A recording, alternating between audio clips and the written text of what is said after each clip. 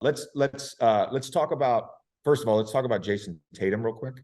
Because there's a lot of discourse around his inconsistencies. And on this very show, after his 51-point game 7, I've said, yeah, he's a human being. He's a super. I think he's a superstar, but he has off shooting nights. But the guy always brings it. He always delivers. He never no shows. He may have some off shooting nights. He may have some high turnover games. There's no show from this guy.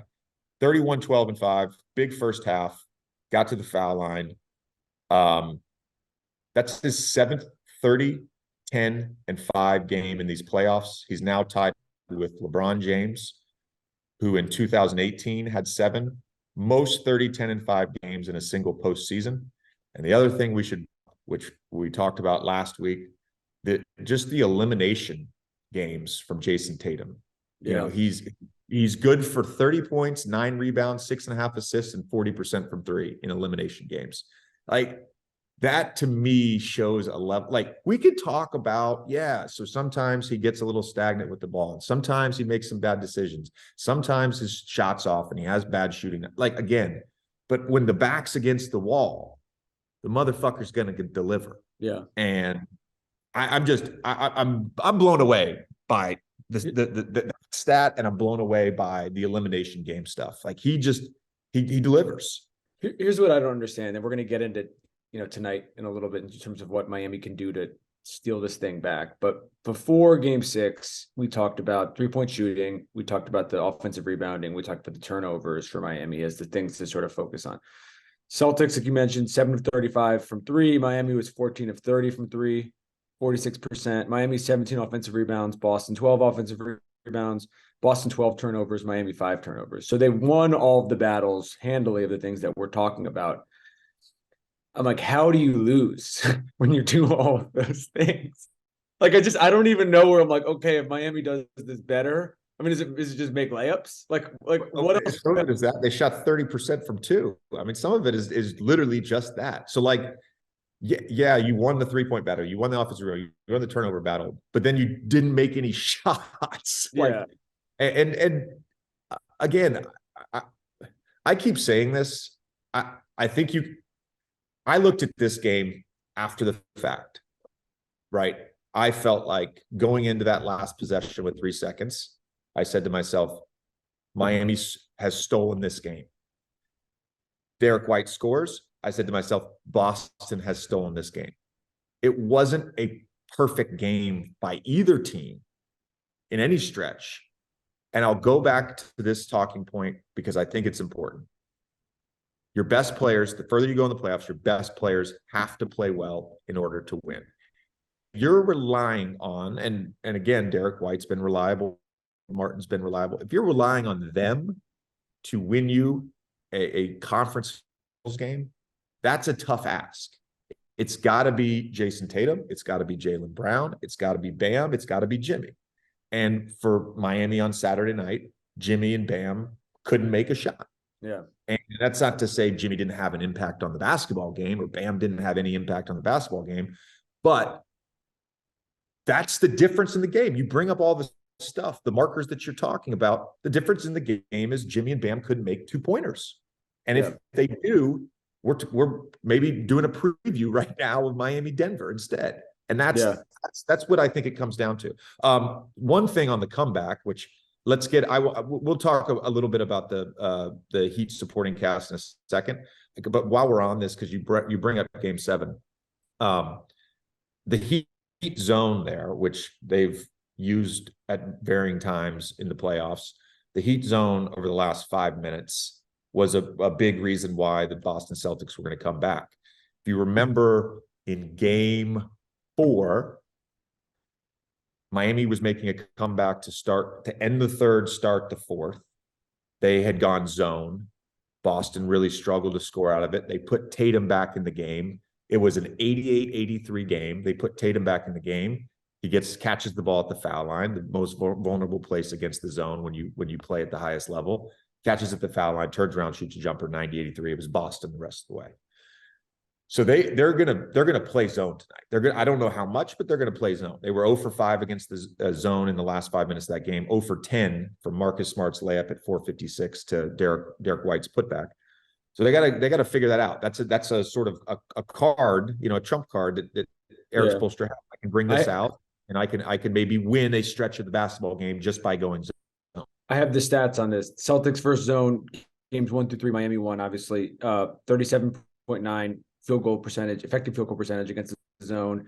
53.5 versus man, and then 4 through 6 Celtics versus the zone. 43.3 effective field goal percentage versus man. 59.3. So it's clear there's a clear gap in this. I guess my question: you've played against the zone a bunch. You've watched it for as long as they've been running it. At what point does it? With anything, you pick your spots, but at what point do you do it too much? And then we're talking about the best basketball players in the world and the smartest basketball players in the world who've also seen this now, in multiple years in a row and in the highest level environments. At what point do you do it too much and they figure it out, on the fly almost? Yeah. In general, there's a risk of running too much zone, and eventually the smart players and the smart teams figure out the vulnerable spots or even a play. I mean, I do it with my kids sometimes. I'm like, teams will come out with these wacky zones. We play man-to-man. So how do you attack this zone? Because maybe it's a 1-3-1, maybe it's a 2-3, maybe it's a 3-2. And there's different ways to do it. The thing that makes, I think, Miami's zone, I don't even know if it's really a zone. Because it's more of a the way they guard areas is not typical. It's very dynamic, if that makes sense.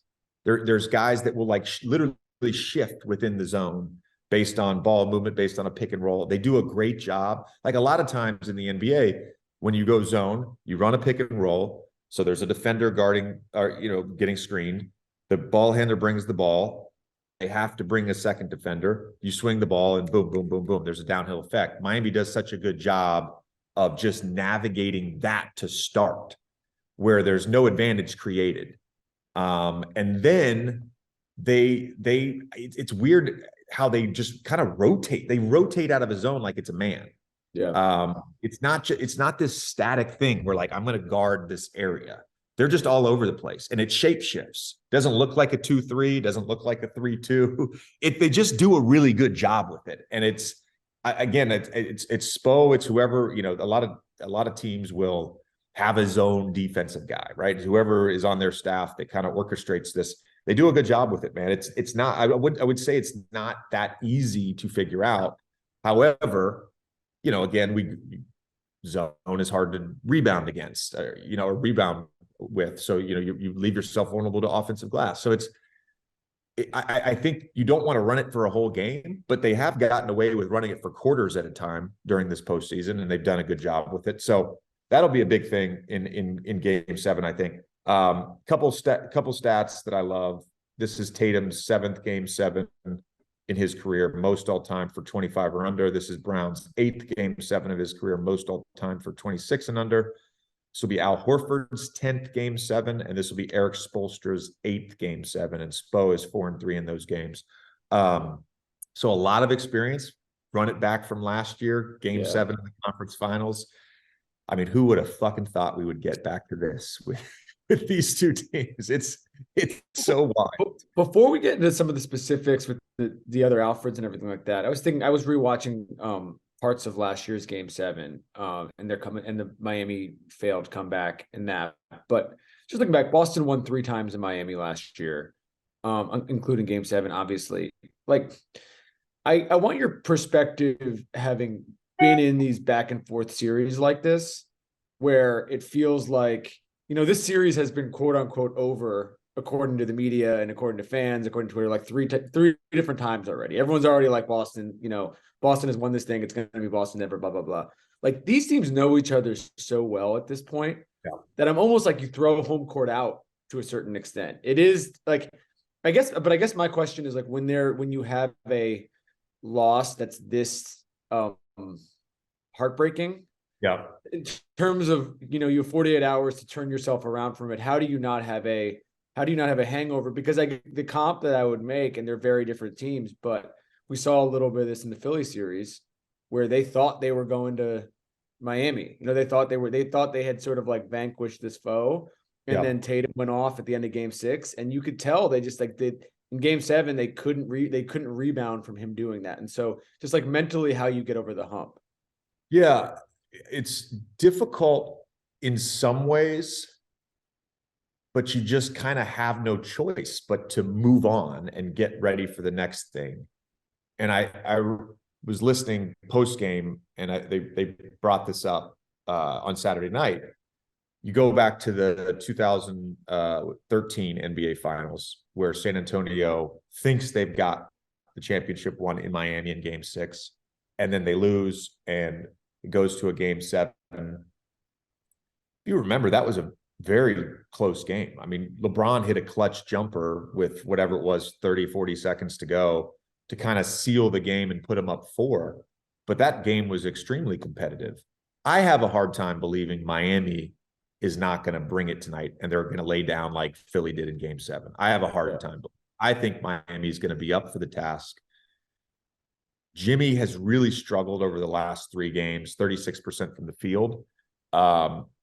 What I've noticed a little bit, like, because Jimmy does oscillate at times between being hyper aggressive and then just kind of like, I don't want to say coast, because he doesn't coast through the defensive end. He doesn't coast in rebounding. He doesn't coast in playmaking, but he coasts sometimes as a scorer. And what I saw at times, games 3 through 6, but a lot in game 6 was like a little bit of hesitancy. And so if he's going to go matchup hunting, it's like, well, there's no really great.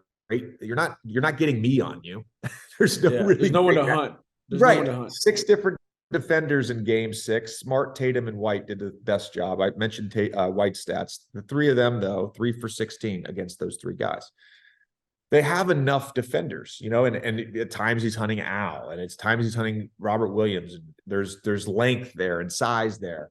And if Jimmy's not comfortable at times just shooting the jumper, it becomes problematic. I think what we saw at the end of the game, what we've seen him do a million times, full speed attack downhill. Like, to me, that's where Jimmy is really at his best, when he's doing that more. He's never going to do that for a whole game. I haven't seen, he probes and he's methodical and he's using his shot fake, but he's got to attack. He's got to get downhill. Yeah. And he did that some in the second half, which allowed him to get to the free throw line. He had the nice finish towards the end of the game, going to his right hand.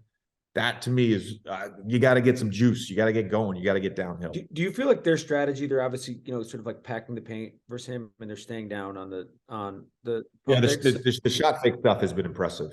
Is that new? Is that new compared to last year, or were they sort of trying to do this last year and it just wasn't working? No, I don't think it's new. What I've seen in this series, at least, is they've gotten tighter and better with the help. Particularly games 4, 5, 6, the games they've won. But really, it started, I think, the second half of game 4, where I wasn't watching here, but I was watching back in Brooklyn, and game 4, the first half, there were so many clips. It wasn't just on Jimmy's drives. There's so many clips where bang in the pocket, dunk, guy turning the corner, help is late, or just Matador. And there's clips in the second half that I've rewatched where it's like a pocket pass to Bam, 4 dudes in the paint, he gets deep and there's 3 guys around him, and they're big. This is a big team. So that to me, it's just like they've just been better. They've been tighter and better with their help, and then on top of that, they've done a good job rotating out of that. So yeah, I look, again, your best players need to be at your best. Jimmy Butler has got to be at his best tonight for the Heat to have a chance to win this game. Before we get to the Miami guys real quick to finish up the show, I also just want to mention Marcus Smart, who's been particularly awesome over the last 3. 18 a game, shooting 42% from three on almost 9 attempts. And again, you go back to game 6 where everyone is struggling, and he took 11 threes, but he made 4. And those 4 threes are big. Yeah. It feels like, look, it feels like, and this will segue into the Miami guys. It feels like I think we're going to get good games from Jimmy and Bam. I think we're going to get good games from Jaylen and Jayson. Ultimately, it could be an Alfred tonight. It could be a Duncan. It could be a Caleb Martin. It could be a Marcus Smart or a Derek White or an Al Horford, or like last year in Game 7 against Milwaukee, a Grant Williams. Yeah. You know, if the best players play good, well, who's going to be the third guy or the fourth guy for each team? And so far, you know, the Miami guys have been fucking awesome.